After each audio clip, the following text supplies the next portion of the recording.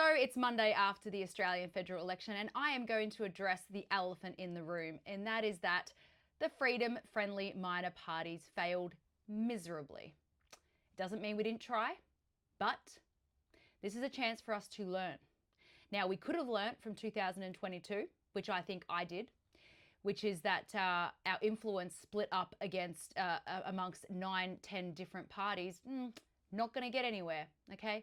What we learnt is that in 2022, we have about 15% of the entire country's vote. So if we have 7 different minor parties to be split amongst, it's really not going to work.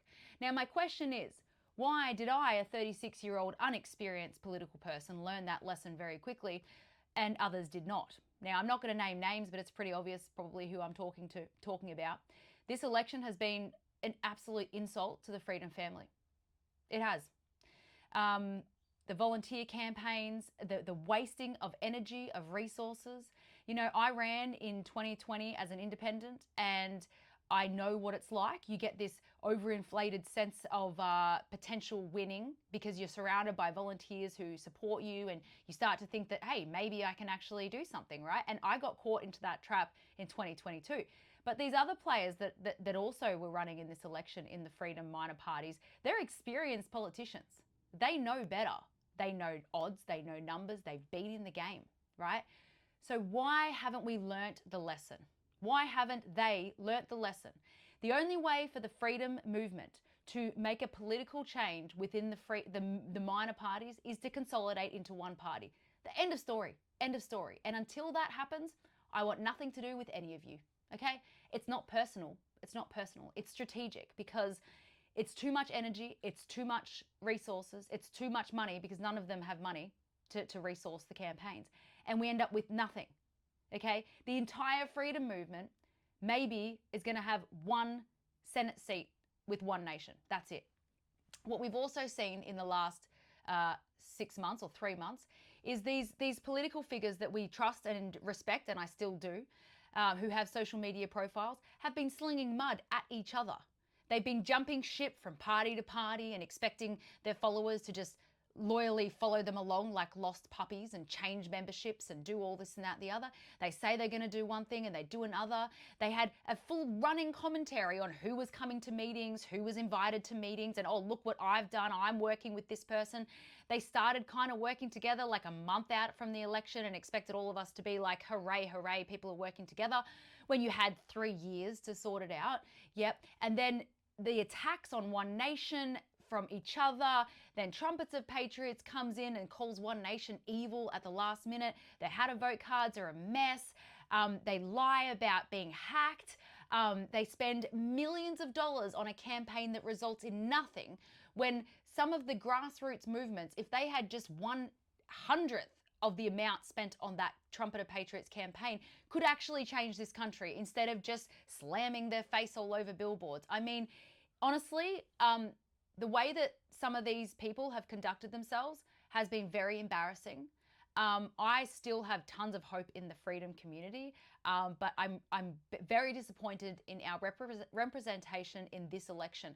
And all I'm asking for is that we reflect on our mistakes and we learn from them. Now, I do have some reasons and credit to talk on this.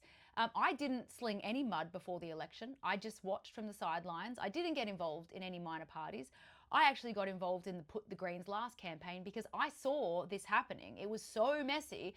I didn't want to get involved, and I learnt from 2022. So I hitched a ride to a campaign that actually had a potential of success. It was focused. And guess what? We were successful. Adam Bandt, the leader of the Greens Party, is probably going to lose his seats. All 3 seats in Queensland are lost. We achieved something. We went for something focused and we achieved it. And I'm very proud of that. I'm proud that I didn't get involved in the messiness of the election. But I don't think some of you can say the same thing. What we've learned as well is that money doesn't buy votes, and neither does a social media presence. Neither does one truck or one billboard driving around a state, okay? You need more than that, okay? And I won't be taken along this joyride anymore. And I just want to say that I know that this isn't intentional. I know that these people probably didn't mean to waste people's energy. It's just that I'm kind of getting sick of people not taking accountability for their mistakes and not opening up and saying, yeah, okay, we've learnt our lesson and I think we're the best party, but you know what? We're not going to actually get anywhere in this country if we don't join forces. And I think that you're losing momentum by being pig-headed about everyone having to join your party or do this.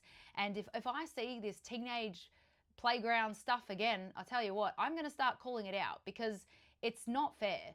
The Freedom family do not deserve to be pawned around and passed around and wasted, our energy wasted, people with children, people with small businesses. It's just not okay. Now, unfortunately, you forced us to think of other strategies which do not involve the minor party. We have to join the major parties. It's the only political option I see because you've had two runs at it, minor parties, two runs of it in 2022. We had the momentum of COVID and things like that. Now we have 2025, complete bust. Yeah. So we have to think outside the box, and it's going to take me a long time to trust these people's insights anymore because they wasted their time, and a lot of these people are now irrelevant. They've lost their seats. They've lost volunteers. They've lost momentum, and we're back to ground zero. And we're just going to have to do something different. And I think joining the major parties is the only option.